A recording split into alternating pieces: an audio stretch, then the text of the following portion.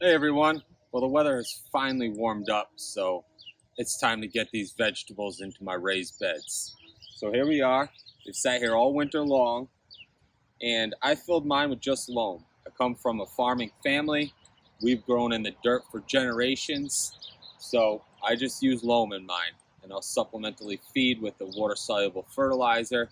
So when you're planting this, you can use potting mix or different raised bed mixes, but they can get expensive, and they're really not needed.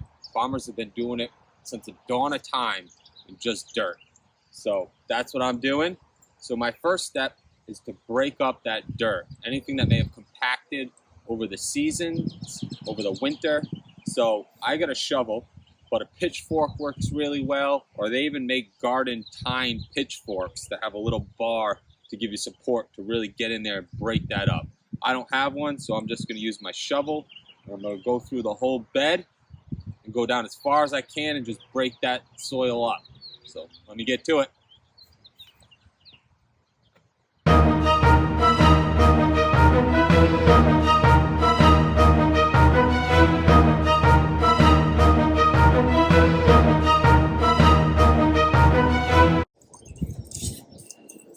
All right, so now that that's broken up, I basically have gotten rid of all the compaction that may have happened over the winter. It's more so important in the ground. If you have a garden in the ground, then you're really going to want to get in there because the ground can compact a lot more than a raised bed. So this was pretty easy. It's just loam. So I went through the shovel.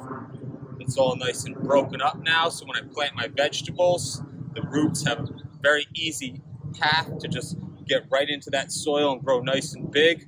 So let me show you what it looks like. We'll get raking.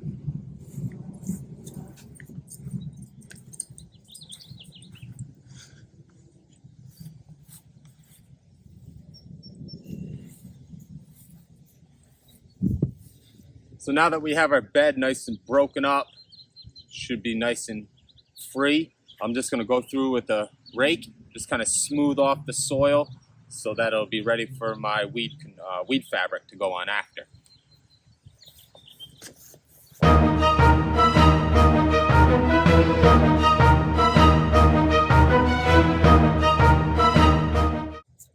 All right, so as you can see, I raked it out. It's nice and smooth and level so that the water's not going to wash off in a certain direction. And you can see that I can just stick my hand right in here and Buddha can jump right up. And it's easy.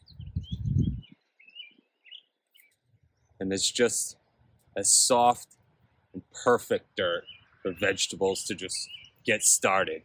But before we do this, you can go ahead and plant this, but with all this exposed dirt, you're gonna have to weed it a lot.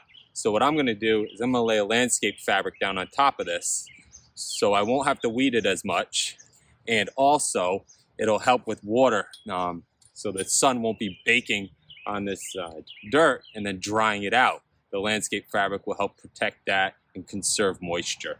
So it does two things for you. It's a little bit more work ahead of time, but it's gonna save you a ton of work throughout the season. So let's get to it. Let's get Buddha off this bed and let's get some fabric down. All right, so we have our bed leveled off, and now let's lay some landscape fabric that's gonna help us with weeds and help conserve water. I'm just gonna start on one end and unroll it. And we'll come back here and we'll start on one side. What you can see is my landscape fabric is a little bit bigger than my bed. So you can cut it. I don't like to because then it frays the edges. So what I'll do is I'll just fold it over. I'm gonna start on the end. I like to use landscape stakes. They're pretty cheap, nice and easy. But if you don't have access to these or you're on a budget, all you can do is take out some dirt along the edges, put it into a bucket, and instead of using the stakes, just put some dirt all the way around the edges, and that will hold it in place. You may get some weeds, but it's nothing like the whole bed.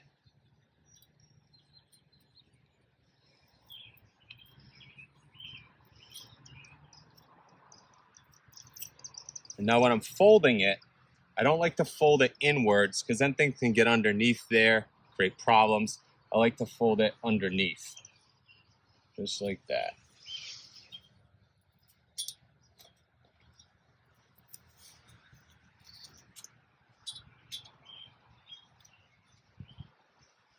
Now I'm going to go down one side, and then I can work on the other side and make it nice and tight.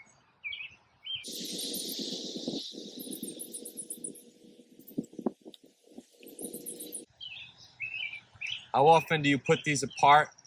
I go about every 2 feet, but you could go every 12 inches, every 18 inches.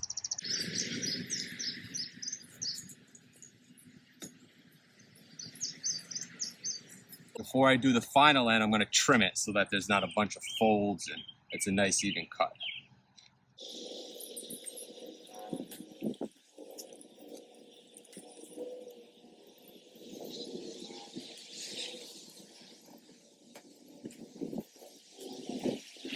Now that we have one side done and the 2 ends, now I can make sure it's nice and tight.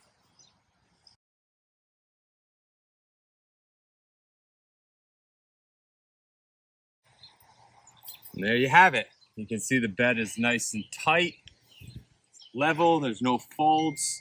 And why you want it tight is if you had it really loose, as the wind whips through and you cut holes in for the different plants, the wind can blow this around and kind of snap your plants if they're small and fragile. So you want it as tight as you can get it. And then it also will expand when it gets super hot. So do the best you can. And if you need to, after you get your plants in, you can take little shovelfuls of soil and place little piles throughout to help keep it down until your plants really take over and hold it down themselves. So I got a few more beds to get this done on, and then we'll come back and show you how to plant some stuff. So I have all the landscape fabric down and all my beds. Now it's time to make the holes for your plants. So first thing is I use a pipe. It's nice and straight, and it actually acts as my guide pipe so that all my plants are in a nice straight row. So once I have this down, I have my nifty stick. What I like to do is make measurements. So you can see 12 inches, 18 inches, 24 inches, and 36 inches. You know, those are your common spacings for plants. And that way I'm not whipping out a tape measure all the time. So I'll lay my stick down, cut my holes, but instead of making a circle like you might think, I like to make an X. And an X just gives you more room to work with, get in there with your hands and plant your plants. A circle can kind of be constrained, and it's tough to get in there. You may rip it even more. So I got my pipe, got my spacing, move this. You can see here, made my X. Just cut this way and this way. Now I can fold this under, and I have much more room to get my hand in there than a circle trying to fit it in. So I'm going to be planting tomatoes in this bed. They're going about 24 inches apart because I'm going to grow each one to 2 liters, so they're going to need a little extra room. Nice little trick I like to do is have a bucket of water. And then what I like to do is when you're potting things up, depending on how root bound they are, I like to dunk the bottom in the water.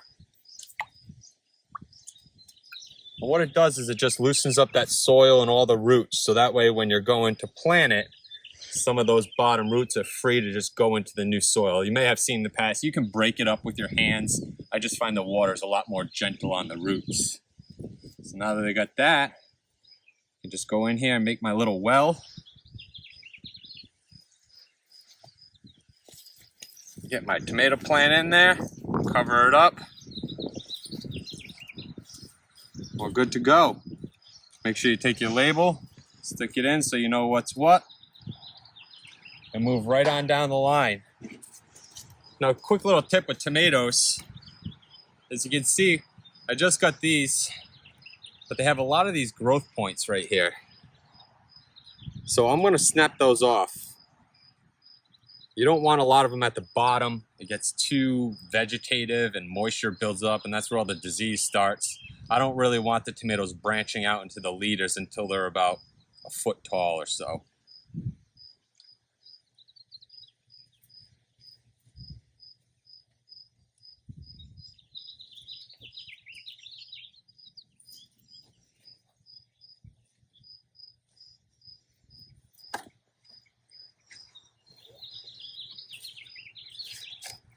Another one, and you can see these are a little dry.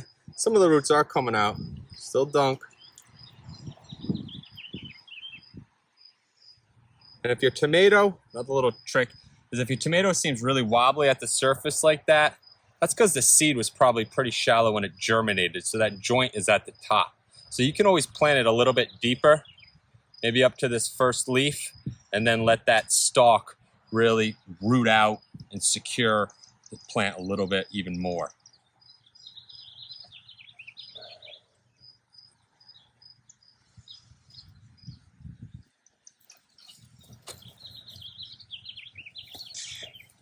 So there you can see.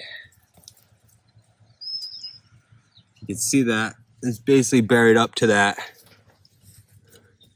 first leaf. And now once that roots out, it'll secure the plant and the joint won't be right at the surface anymore. It'll be farther down, so you have a much stronger plant. You're gonna wanna stake these anyway, but a little piece of advice. But I got some work to do, so I'm just gonna keep on rocking down.